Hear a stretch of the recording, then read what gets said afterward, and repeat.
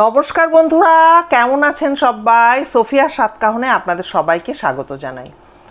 বন্ধুরা, প্রচণ্ড বৃষ্টি। হ্যাঁ, আপনারা যেখানে থাকেন আশা করছি সেই সব জায়গাতেও হয়তো বৃষ্টি হচ্ছে। কি জানি সবাই মানে একসাথে যে সবাই আমাদের পশ্চিমবাংলায় আছে এমন তো নয়, বাইরেও অনেকে আছেন। তো সেক্ষেত্রে তাদের হয়তো অতটা অসুবিধা হচ্ছে না, কিন্তু এখানে তো আমরা তো পুরো ভেসে যাচ্ছি, এই রকম অবস্থা। মানে প্রচণ্ড হেভি রেন যাকে বলে। তো আজকে থেকে একটু কম হয়েছে বলা যেতে পারে। তো যাই হোক, ব্যাপার হচ্ছে যে আপনাদের গত দিনে যে ভিডিওটি আমি পোস্ট করেছি আপনাদের ভালো লেগেছে, আপনাদের কাছ থেকে প্রচুর কমেন্ট পেয়েছি, এবং যিনি আমাকে ঘটনাটি শেয়ার করেছিলেন আশা করছি তারও খুব ভালো লেগেছে। তো ব্যক্তিগতভাবে তিনিও কিন্তু হোয়াটসঅ্যাপে সেই ভাই আমার সাথে যোগাযোগ করে কথা হয়েছে আমাদের, যে আমি বললাম যে তাহলে পরীক্ষা আমি পাশ করেছি। তো ওদিক থেকে খুব মজা পেয়েছে এই কথাটা শুনে। যাই হোক, আপনাদের কমেন্ট পেয়ে আমারও ভালো লেগেছে। তো একটা ব্যাপার হচ্ছে যে আজকে চলুন আমি একটা ঘটনা বলছি। আমি বেশ কয়েকটি ঘটনা আগে কিন্তু ঘটনাটি বলেছিলাম। সেটা হচ্ছে ব্যাঙ্গালোরের সুস্মিতা সরকারের এক বান্ধবীর ঘটনা। সুমনের একটা ঘটনা তুলে ধরেছিলাম। তার হাজব্যান্ডের নাম ছিল, আমি যদি খুব ভুল না করি, তমজিৎ, বা মানে ও বলছিল তম করে। তার তমর একটা মৃত্যুর একটা ঘটনা, যে ঘটনাটার মধ্যে একটা অদ্ভুত ব্যাপার রয়েছে। সেই ব্যাপারটা হচ্ছে যে তার একদম শেষ টাইমের, মানে যখন সে মারা যাচ্ছে ধরা যেতে পারে, সেই সময়কার একটা ভিডিও কিন্তু তার ফোনের মধ্যে সেভ করা রয়েছে। অথচ তম যে ঘরটায় রয়েছে সেই ঘরটায় ভেতর থেকে তম কিন্তু নিজে দরজা বন্ধ করেছে। সেই ঘরে যখন পরবর্তী সময় ঘরটি ভাঙা হয়, পুলিশ আসে, সব তার ওয়াইফ আসে, তার শ্বশুরবাড়ির লোকজন আসে, তখন কিন্তু দেখা যায় যে ঘর পুরো লণ্ডভণ্ড এবং চিত হয়ে শুয়ে বিস্ফারিত চোখে তম তাকিয়ে রয়েছে এবং প্রাণটি বেরিয়ে গেছে। এই রকম একটা সিচুয়েশান ঘটেছে, যেটা আমি ফ্ল্যাশব্যাকে কিছুক্ষণের জন্য আপনাদের নিয়ে গেলাম। আপনারা আশা করছি ভিডিওগুলো দেখেছেন। আমি 2টো পর্বে কিন্তু ভিডিওটি শেয়ার করেছি ভূতে মেরে ফেললো বলে। কেউ যদি দেখে না থাকেন তাহলে প্লিজ দেখে নেবেন। একটা দুর্ধর্ষ ঘটনা বলতে চলেছি। এবং ফার্স্ট হাফে যে ব্যাপারটা ঘটেছে সেটা তো আমি বলেছি প্রথম দিককার, আর সেকেন্ড যে ব্যাপারটা জেনেছি সেটা আরও সাংঘাতিক। আমি এর আগে বলেও ছিলাম। তো সেই ঘটনাটি আজকে আপনাদের মধ্যে শেয়ার করতে চলেছি। তো দেখুন, সুস্মিতা ওই সুমনকে দেখতে পেয়ে সুমনের সাথে সুস্মিতার যোগাযোগ হয় এবং তারপরে কথাবার্তা হয়। আর সুমন কিন্তু সমানে সুস্মিতাকে বলতে থাকে যে তমর শেষ সময়ের ভিডিওটা দেখবি, পাঠাবো, তমর শেষ সময়ের ভিডিওটা কি তোকে পাঠাবো। তো তখন ও আমার সাথে যোগাযোগ করে এবং ওর এক বান্ধবী মোস্ট প্রবাবলি তার সাথে যোগাযোগ করে। তখন আমি তো এক কথায় বলি যে ঘটনাটা শোনার কথা ছিল, ওর মুখ থেকে তুই শুনে নিয়েছিস, এবং আর কিন্তু করিস না, ওর সাথে কোনো ব্লক করে দে ওকে, আর যোগাযোগ রাখিস না। তোর তো দরকার নেই ফটো দিয়ে কোনো, আর আমারও কোনো প্রয়োজন নেই। কাজেই তুই হয়তো ফটোটা পাবি, তুই হয়তো আমায় পাঠাবি, কিন্তু তোর উপর যদি কোনো এফেক্ট পড়ে, তুই একটা ছোট্ট বাচ্চা, তোর কোনো দরকার নেই। এরমভাবে আমি ওকে বুঝিয়েছিলাম এবং সেই কথা মতো ও কিন্তু এই ব্যাপারটাকে ওখানেই স্টপ করে দিয়েছিল। কিন্তু ও একটা কথা আমায় বলেছিল যে সোফিয়াদি, আমি কিন্তু এইখানেই ব্যাপারটা থেমে গেল, এটা আমার কেন কে জানি মনে হচ্ছে যে না, এই ব্যাপারটা এখানে থেমে যাওয়ার মতো ব্যাপার নয়। আমি চেষ্টা করছি ওর দিদি বোধহয় সায়ন, ওর সাথে যোগাযোগ করতে। হ্যাঁ, ওর সাথে যোগাযোগ করতে আমি চেষ্টা করছি, কিন্তু ওকে আমি কোথাও খুঁজে পাচ্ছি না। আমি তবু আপ্রাণ চেষ্টা চালাচ্ছি। এই অধ্যায়টা যদি এখানে শেষ হয়ে যায় তাহলে কোনো অসুবিধা নেই, কিন্তু তবুও আমি একটা শেষ চেষ্টা করব। আমার ব্যাপারটা অনেক কিছু গড়বড় লাগছে, যেমন তমর মৃত্যুর ব্যাপারটা। হ্যাঁ, এদিকে ও বলছে যে আমার সাথে এতগুলো বছর তম রয়েছে, আবার বলছে যে তম অনেক দিন, এই তো রিসেন্ট মারা গেছে, এরকম একটা কিছু আপনারা শুনলেই বুঝতে পারবেন। তো এই ডাউটগুলো কিন্তু ওর মনে ছিল, যে কারণে ও চেষ্টা করতে থাকে। আরেকটা জিনিস, সেটা হচ্ছে যখন ও সুমনের সাথে কথা বলছিল, তখন যে কথাটা কিন্তু আপনাদের বলতে আমি ওই এপিসোডগুলোতে ভুলে গেছি, সেটা হচ্ছে যে যখন ওই কথাগুলো ও বলছিল সুমনের সাথে, তখন কিন্তু কনস্ট্যান্ট নাকি সুমনের ওই সুমন তো কথা বলছে, তার একটা সাউন্ড আছে, কিন্তু তার পেছনে যেন মনে হচ্ছিল যে একটা মানে এরকম একটা আওয়াজ, হ্যাঁ, একটা এরকম একটা আওয়াজ হচ্ছিল। তো এইগুলো কিন্তু ওকে সব মিলিয়ে খুব ভাবিয়ে তুলেছিল। তো যাই হোক, এবারে যখন ও সায়নকে কোথাও খুঁজে পায়নি, তখন ও কি করেছে, ও ওর বান্ধবীদের, যারা যারা ওই ওর কাছের খুব বান্ধবী, যারা সুমন সায়নেরও বান্ধবী বা তাকে চিনতো, তো তাদের সাথে ও তাদেরকে ফ্রেন্ড রিকোয়েস্ট পাঠায়। তা ফ্রেন্ড রিকোয়েস্ট পাঠাবার পর এই সদ্য যে গেল জামাই ষষ্ঠীর দিন, একজন ওর ফ্রেন্ড রিকোয়েস্টটা অ্যাকসেপ্ট করে, এবং ও সব জায়গায় মেসেজ ছেড়ে রেখেছিল যে যদি সায়ন ও মানে সায়নের সাথে কন্ট্যাক্ট করতে চায় এটা, এবং নিজের ফোন নাম্বার দিয়ে রেখেছিল। তো সেই মতো কিন্তু সায়ন কিন্তু ওর সাথে কন্ট্রাক্ট করে। তো তখন কিন্তু সায়নের মুখ থেকে সুস্মিতা পুরো ব্যাপারটা শুনতে পায়। তো যখন সুস্মিতাকে সায়ন ফোন করে, তখন বলে যে কিরে, এবার দুই বন্ধু, খুব কাছের বন্ধু, এতগুলো বছর বাদে ফোন করেছে। তো সুস্মিতাকে ফোন করে বলে, তুই যখন আমার সাথে যোগাযোগ করতে চেয়েছিস, তখন আমি বুঝতে পেরেছি যে কেন যোগাযোগ করতে চেয়েছিস। শুধুমাত্র তুই নয়, এরকম প্রচুর বন্ধুরা, যারা মানে আমার বা সুমনের সাথে একসঙ্গে, মানে কমন ফ্রেন্ড বলা যেতে পারে, তাদের অনেকের সাথেই অনেক কিছু ব্যাপার ঘটছে, এবং তারা ফোন করে, তো তাই জন্যই আমি বুঝতে পেরে গেছি যে কেন তুই আমাকে আমার সাথে যোগাযোগ করতে চেয়েছিস এতগুলো বছর বাদে। তো তখন সুস্মিতা বলছে যে কি সুমনের কোনো ব্যাপার, তো সুমনের সাথে কোনোভাবে কন্ট্যাক্ট করতে পেরেছিস বা সুমনের সাথে যোগাযোগ হয়েছে, এই ব্যাপারটাই তো। তখন সুস্মিতা বলছে, হ্যাঁ রে, এই ব্যাপারটা। তখন বলছে যে হ্যাঁ, আমি তো জানি, শুধু তোর সাথেই এই ব্যাপারটা ঘটছে তা নয়, অনেক বন্ধুর সাথেই ব্যাপারটা ঘটেছে। ওই জন্য বলছে যে এখন ও সায়ন বিয়ে থা করেনি, ও উলুবেরিয়ায় পোস্টিং, মানে পোস্টেড একটা ব্যাংকে আছে বলেইছিলাম আপনাদের। তো বলছে যে আর বলিস না, আমি তো এখানে মানে ব্যাংকে রয়েছে, ওখানেই হয়তো থাকে, বলে আমি আলাদা থাকি, আর বাবা মাকে খবর রাখতে হয়, তাদেরও দেখভাল করতে হয়, আমার নিজে এখানে A to Z সবটুকু কাজকর্ম করতে হয়, কাজেই আমিও নিজে খুব ব্যস্ত থাকি, এই ব্যস্ততার কারণেই তোকে ফোন করে উঠতে পারিনি, দেরি হয়ে গেল। তো বলেছে যে ও আচ্ছা আচ্ছা। তো এবার ও সায়ন অন্য অন্য ব্যাপারে অনেক কথা বলছে, দুই বান্ধবী অনেক অন্য অন্য ব্যাপারে কথা বলছে। তখন এবার সুস্মিতা বলছে, কী রে সায়ন, সুমনের ব্যাপারে কিছু বল, আমি তো মেনলি সুমনের ব্যাপারে শোনবার জন্যই তোর সাথে যোগাযোগ করতে চেয়েছি। তখন বলছে যে উল্টে সায়ন বলছে যে সুমন তোকে কী বলেছে। তখন সুস্মিতা যা যা বলেছে, যা কিছু বলেছে সবটুকু বলেছে জানিস তো, ওর না কথার মধ্যে কিছু অসঙ্গতি, হয়তো এই শোকে তাপে এরকম হয়ে গেছে, অনেক কিছু অসঙ্গতি পেয়েছি রে কথার মধ্যে। তখন বলছে যে ও আচ্ছা আচ্ছা, অসঙ্গতি পেয়েছিস, আর বলিস না, আমাদের মানে আমরা জ্বলে পুড়ে মরে যাচ্ছি ওকে নিয়ে।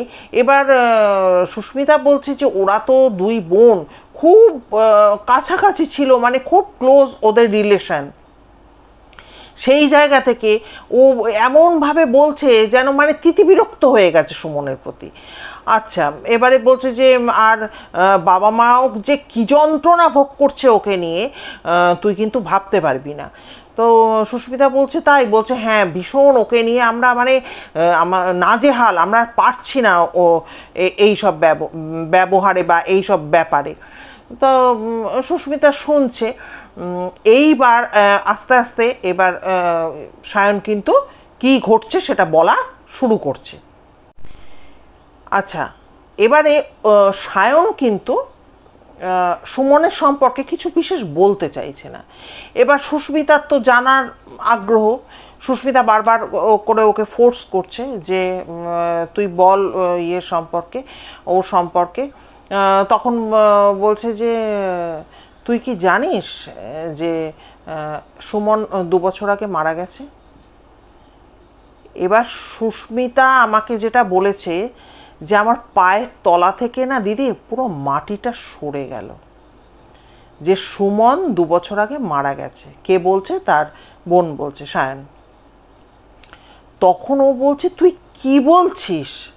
তুই যা বলছিস ভেবে বলছিস? ও আমার সাথে কথা বলেছে, প্রথম দিকে বলল কথা বলার মধ্যে কীরকমভাবে কথা বললো তোর সাথে? তখন বলল প্রথম দিকে খুব উচ্ছ্বসিত ছিল, বললো কিচ্ছু ওর কথার মধ্যে তুই বুঝতে পারিসনি। তখন সুস্মিতা বলেছে হ্যাঁ কথাগুলো খুব অসংলগ্ন ছিল। যেমন সুস্মিতার নিজেরই বিয়ে হয়েছে প্রায় 14 বছর, আর সুমনের তার আগে বিয়ে হয়েছে, সুস্মিতার আগে সুমনের বিয়ে হয়েছে, তাহলে 15 বছর হলো ওর বিয়ে হয়েছে প্রায়। ও বলছে যে 4 বছর হলো মাত্র ও তমর সাথে সংসার করেছে। তা 4 বছর যদি সংসার করে থাকে তাহলে 15 বছর থেকে যদি 4 বছর বাদ যায় তাহলে কি 10-11 বছর মতো পড়ে থাকবে। সেখানেও বলছে তম মারা গেছে মাত্র 2 বছর হলো। এই কিছু কিছু ব্যাপারে সুস্মিতার খুবই ব্যাপারগুলো খুব অস্বাভাবিক লেগেছে। তো সায়নকে এইগুলো বলতে থাকে যে এই কথাগুলো কিন্তু, আর সায়নও জিজ্ঞাসা করছে দেখুন যে তোর কিছু অসংলগ্ন কিছু মনে হয়নি?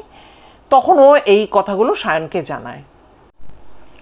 তো সায়ন যেটা বলছে আর কি যে সুমনকে নিয়ে ওরা প্রচণ্ড জ্বলেছে, প্রচণ্ড। বলছে যে আমার লাইফ তো পুরো শেষ হয়ে গেল, আমার বাবা মাকে দেখতে গিয়ে আমি বিয়ে থাও করতে পারলাম না, আর যা সুমনের দেখলাম আমার বিয়ে করার কোনো ইচ্ছেও নেই। সায়ন বলেছে যে সুমনের তমর মৃত্যুর জন্য 100% যদি কেউ দায়ী থাকে সেটা হচ্ছে সুমন। বলছে যে ওরা লাভ ম্যারেজ করে তো বিয়ে করেছিল আপনাদের বলেছি, এবং তমর বাড়ির লোকজনও যেমন খুশি ছিল না, এদের বাবাও কিন্তু একদম খুশি ছিলেন না যে ওনারা পাঞ্জাবি, হ্যাঁ সেখানে একটি বাঙালি পরিবারের ছেলেকে বিয়ে করেছে। তো এরকম একটা চলছিল। তা ও মার সাথে যখন কথা হতো সুমনের, মা কিন্তু বারবার করে বোঝাতো যে কিছু কিছু জিনিসকে একটু সময় দিতে হয়, এই ধরনের সম্পর্ককে একটু সময় দাও। হ্যাঁ তুমি শ্বশুরবাড়ির লোকজন আজ তোমাকে মানছে না, কাল নিশ্চয়ই মানবে, তুমি নিজের থেকে যেচে যেচে গিয়ে তুমি যোগাযোগ করো, কথা বলো, যেগুলো মেয়েদের মায়েরা আর কি বলে।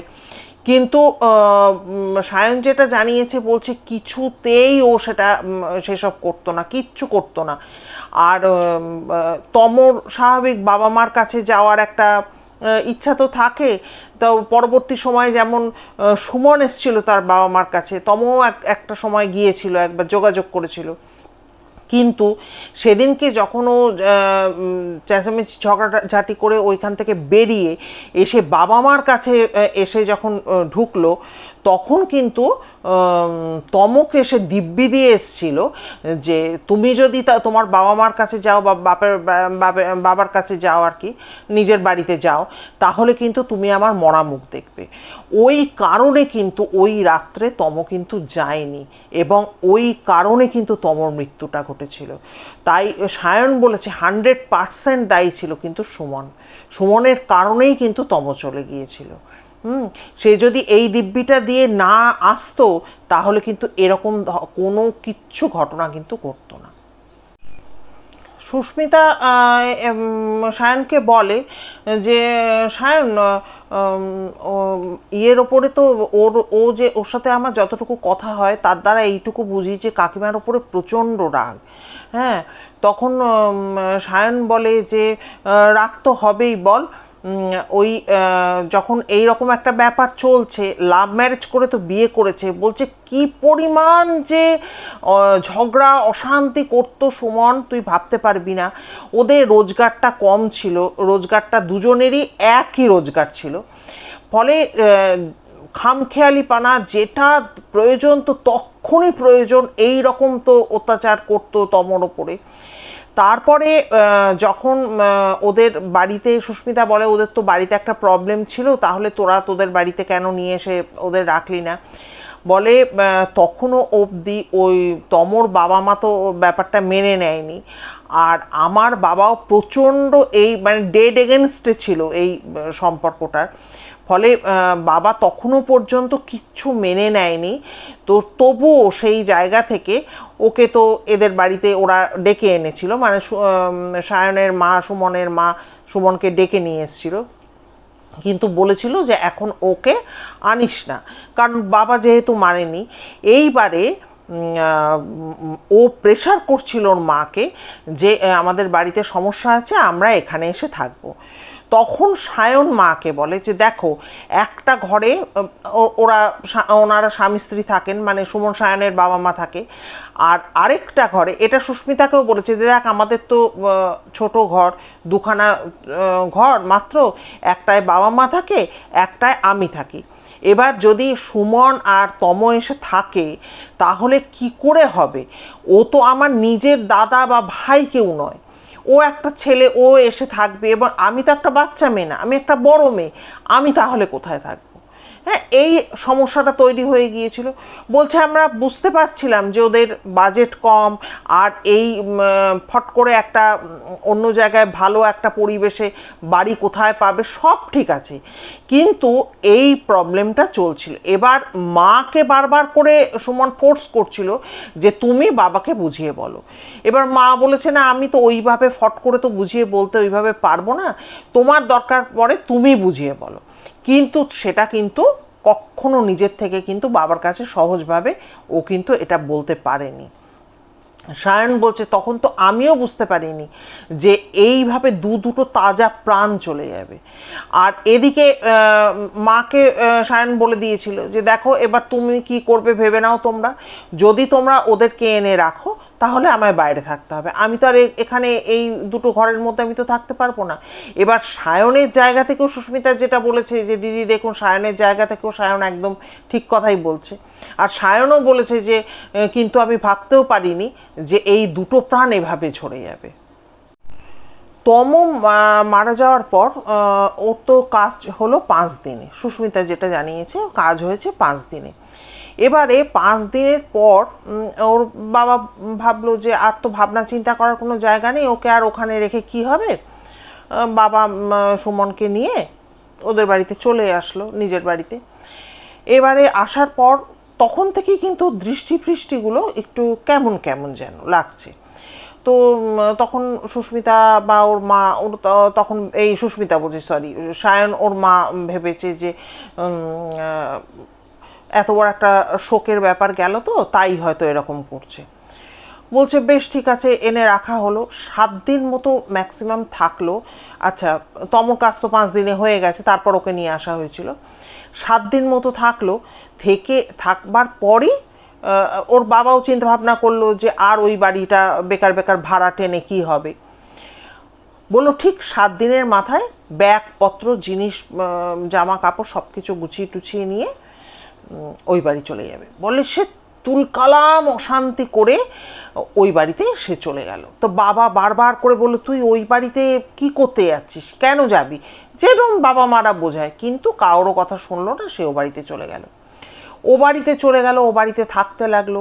এবার ওর বাবা কিন্তু বলল সায়ন বলেছে যে আমি বা মা আমরা গেলে পর চূড়ান্ত খারাপ ব্যবহার করতো আমাদের সাথে, অশান্তি করতো, কিন্তু তবুও বাবা কিন্তু সুমনের বাবা কিন্তু শুনতেন না, উনি কিন্তু তবুও যেতেন। যেমন বাবা মানে বুঝতেই পারছেন একটা দায়িত্ববান পিতা যেমন হয় আর কি, সেইভাবে উনি তো যেতেনই।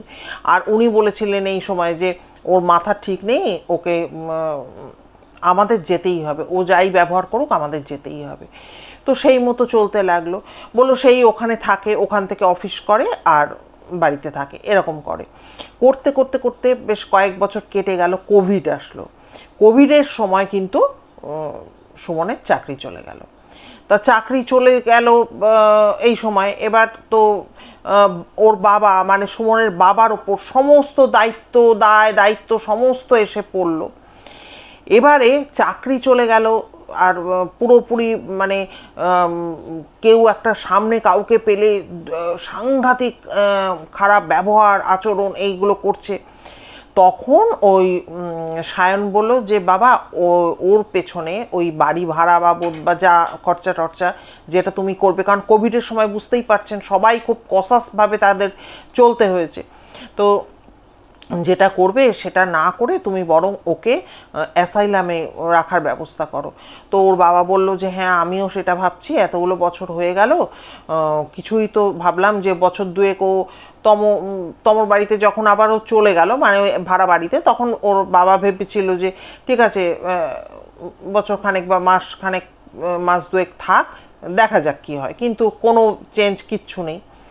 তোর বাবা বললো হ্যাঁ আমিও লক্ষ্য করছি, এতদিন হয়ে গেল, এতগুলো বছর হয়ে গেল, ওর তো কোনো চেঞ্জ হচ্ছে না, যদি অ্যাসাইলামে পয়সা খরচ করে যদি ও স্বাভাবিক জীবনে আবার ফিরতে পারে।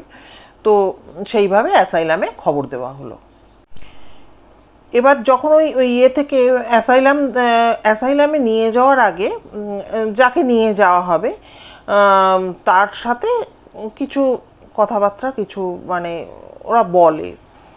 তা যাই হোক যখন মানে একটা কি বলবো একটা ইন্টারভিউ বলতে পারেন, এরকম একটা কিছু ওরা একটা দেখে নেয় একটা আর কি। তো যখন ওই কথাবার্তা বলা যখন তারা শুরু করলো, এত নর্মাল, এতটা নর্মাল হয়ে কথাগুলো বলল, তারা উল্টে সায়ন সুমনের বাবাকে প্রচণ্ড মুখ করলো যে আপনার মেয়ের সাথে এরকম একটা মিসহ্যাপ ঘটে গেছে আর আপনি বাবা হয়ে মেয়েকে অ্যাসাইলামে পাঠাতে চাইছেন। তখন সায়নের বাবা বলল যে আপনাদেরকে বোঝাতে তো পারবো না, আমি কিছু বললে আপনারা বিশ্বাস করবেন না, আর আমার কাছে কোনো ভিডিও করা নেই, না হলে কোনো বাবা তার মেয়েকে কিন্তু এই সমস্ত জায়গায় রাখতে চায় না। বলল সেই সায়ন বলল সেই জানিস তো সেই আবার ওই বাড়িতে গিয়ে উঠলো।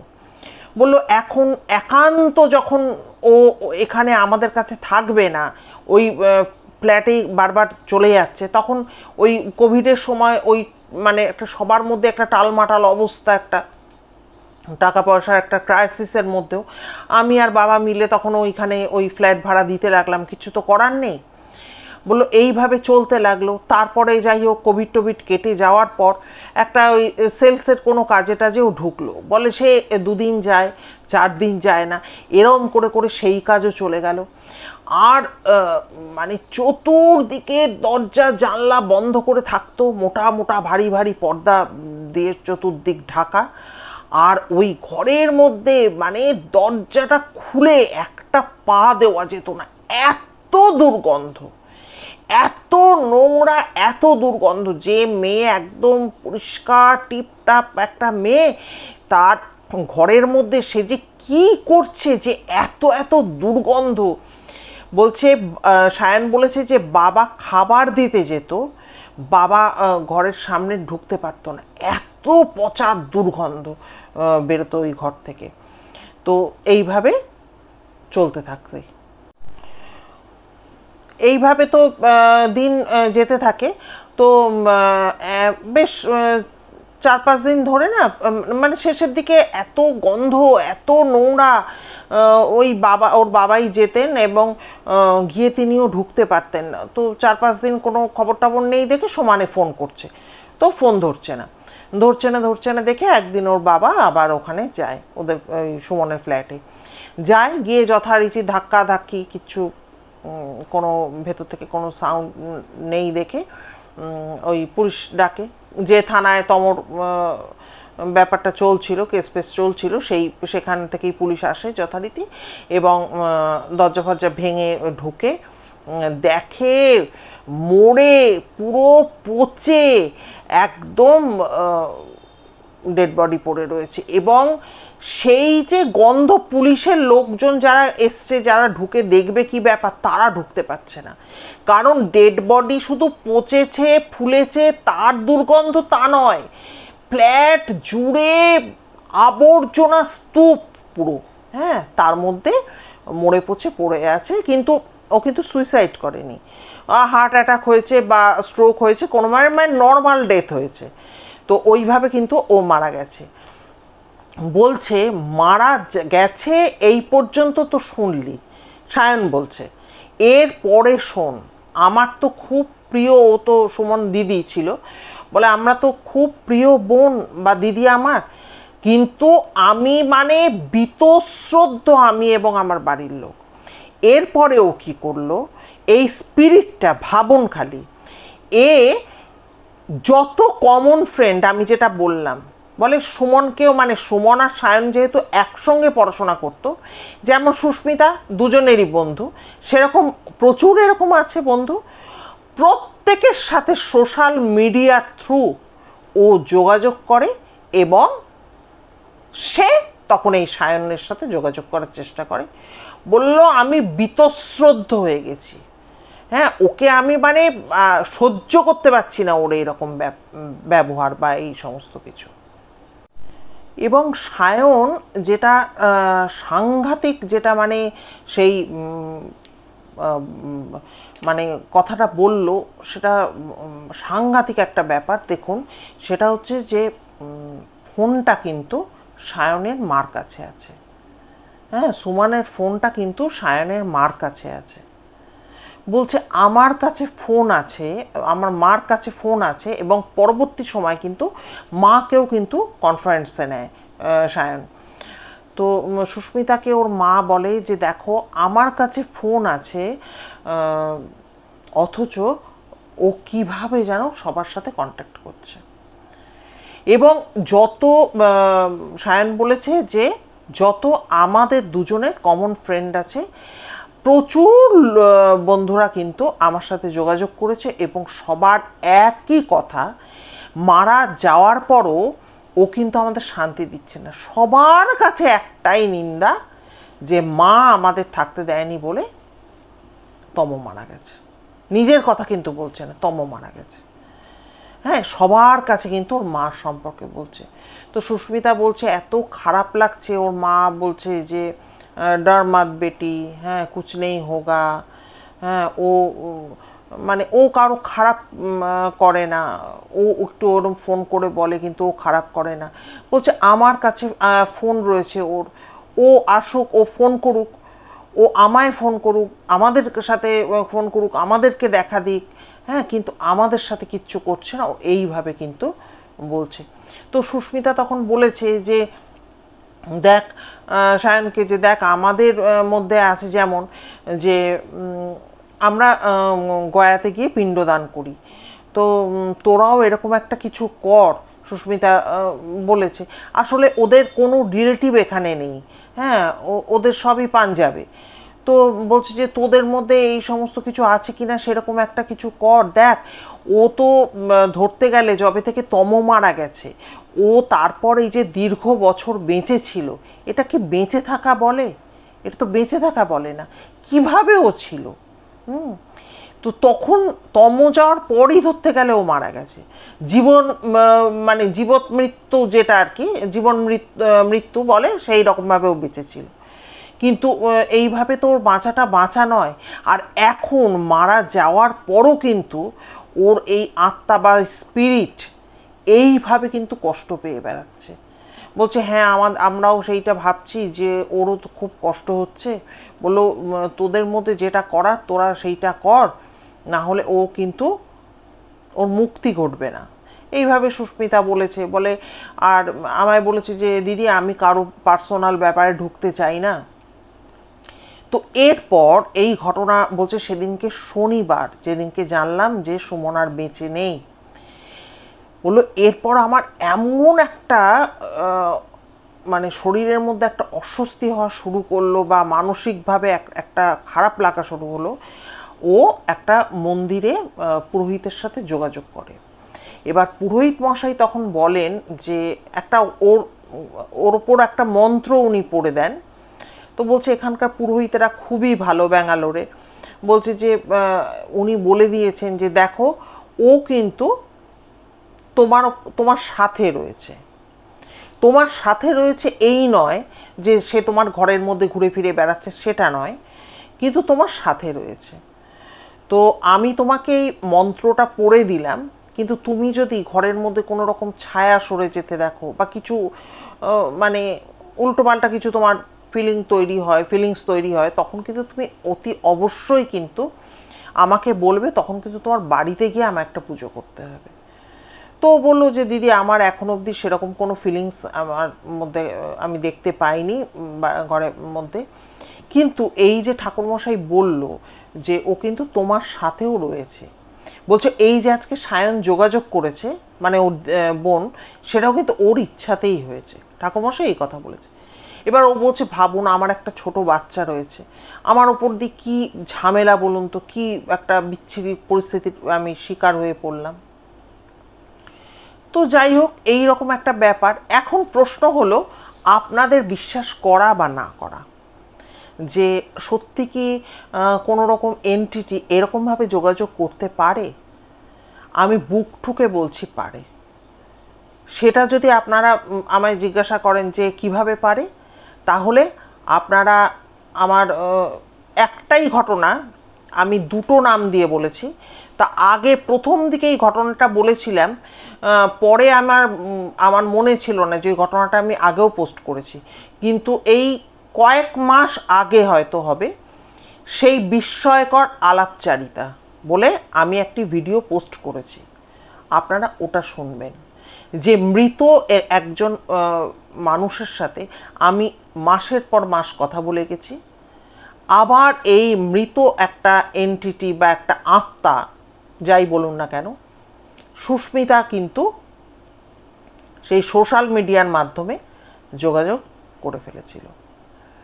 তো যাই হোক এই ঘটনাটি আপনাদের বললাম, আপনারা অবশ্যই কমেন্ট করে জানাবেন যে কেমন লাগলো, বা এর শেষটুকু শুনে আপনাদের কেমন লাগলো। আর কি বলবো বন্ধুরা, আপনারা কমেন্ট করবেন। আর এরকম যদি কোনো একটা ঘটনা মানে যে কোনো ধরনের ভৌতিক বা অলৌকিক যদি কোনো ঘটনা আপনাদের জীবনে থেকে থাকে, প্লিজ আমায় একটু নক করবেন। আর আপনাদের তো বলেছি আমার দাদা ভাইরা সব যোগাযোগ করেছে, তারা সব ঘটনা দিয়েছে, এক এক করে সবারটা শোনাবো।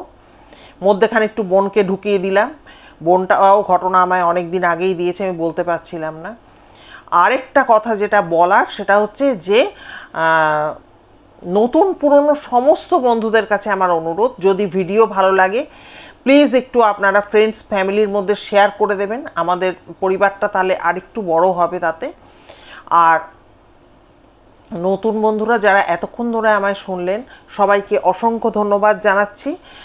যদি ভিডিও ভালো লাগে তাহলে একটা লাইক করে সাবস্ক্রাইব করে দেবেন, এবং অবশ্যই বেল আইকনের অলে গিয়ে প্রেস করবেন, তাহলে আমার বলা যে কোনো ঘটনার নোটিফিকেশান জলদি আপনারা পেয়ে যাবেন। আর কি বলবো, সবাই ভীষণ ভীষণ ভালো থাকবেন, সুস্থ থাকবেন। দেখা হবে খুব তাড়াতাড়ি নতুন একটা ভিডিওর সাথে। নমস্কার।